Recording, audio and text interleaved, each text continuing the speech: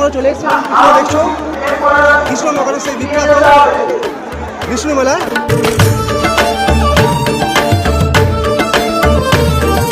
এই মেলা আজ শুভ উদ্বোধন হলো।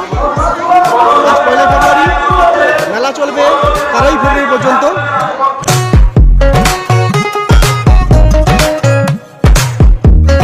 তো এবারে এই মেলার মূল আকর্ষণ হচ্ছে মায়াপুরের ইস্কনের আদলে তৈরি সেই বিখ্যাত মন্দির, তার আদলে মণ্ডপ রয়েছে।